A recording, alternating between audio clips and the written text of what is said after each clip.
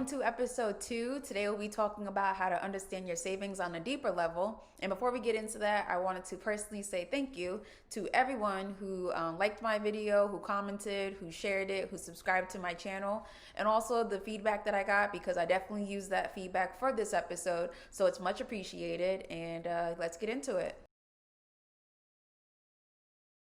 So we're going to start by breaking our money up into 3 categories, into 3 categories: income, spending, and savings. Income is money coming in, savings is money towards your future, and spending is money going out. So let's start with income and savings. So let's say, for example, you have an income of $2,000 and you decide to put 10% of that away towards your savings, which would equate to $200. And then months down the road, you end up getting a new job and more money comes in, so now you're at $3,000 a month.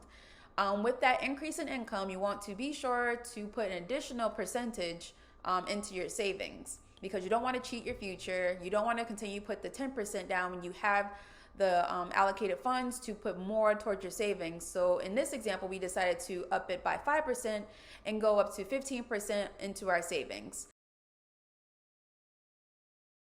So I found it to be very important to look at everything through the lens of percentages, because I think it helps you with not cheating yourself and cheating your future when it comes to your finances.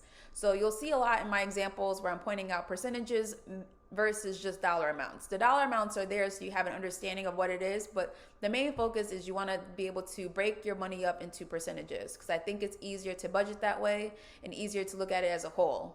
Now that we have an understanding of our income and our savings and the relationship between the two and how they correlate with one another, we will move on to spending and understand how you have to keep it at the same percentage regardless if your income goes up or not, and also don't take away from your savings because you want to spend more. So if we go back to our previous example, we had $2,000 of our monthly income. So here, if we have 30% going towards our spending, that will leave us with $600. So you notice that when we get an increase for our new job, we have $3,000 coming in. Our spending still remains at 30%, and that increases our dollar amount total, but the percentage is still the same. That's why percentage is very important, because it keeps things in perspective and you don't end up overspending. You're still at that 30% level. And even when you got that raise from $2,000 to $3,000, you could drop this down to 20 or even 15% to put probably more towards your savings, or possibly put more towards your fixed expenses to pay things off sooner. But I want to just give you guys this example because it's very important to use percentages when you're working out your expenses, because I think it makes it much easier for you to stay within your means. Let's put everything together that we went through and see it as an overall budget. So here is a 50-30-20 rule. This is a universal budget that ideally is recommended to someone when they're trying to reach a financial goal. 50% towards your needs, 30% towards your wants, and 20% towards your savings.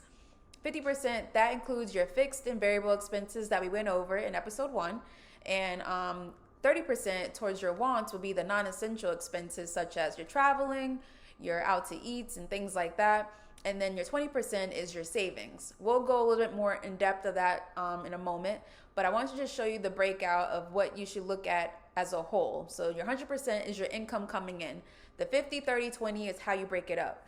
And it's very important, as I said before, to look at everything as percentages, because I think it makes it way easier to manage your finances. So for the 20%, we want to break that out into 3 different areas. You want to invest it, you want to put it in your 401k, and you also want to put it in your savings account. But here is an ideal template that I want to show you guys. 5% goes towards your 401k, because ideally your 401k has a match of 5, maybe 6%, depending on your employer. So that's why I chose 5%.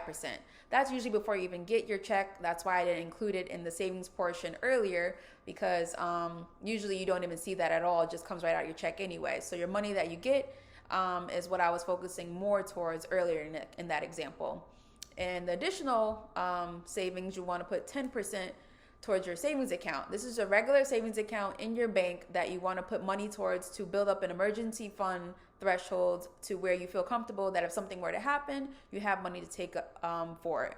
So ideally, back in the day, it used to be $1,000, which due to inflation and things like that, I recommend going up a little bit more, possibly 2 or 3, depending on what your lifestyle is, what kind of job you have, and things like that. So for the last 5%, you want to invest that into the market. You want to do that because you'll earn a higher rate of return versus just leaving it in the bank with your savings account, because that's dead money to me, because you'll earn probably less than 1% of your money back, which is pennies on a dollar, which doesn't really make a lot of sense for your future. So why not learn to invest that money and put it into the market so you make your money work for you?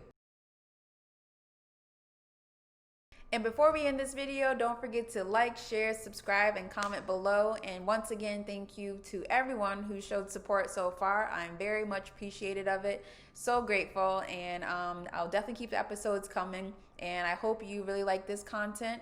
And let me know your feedback as usual. And I'll see you guys next time. Bye.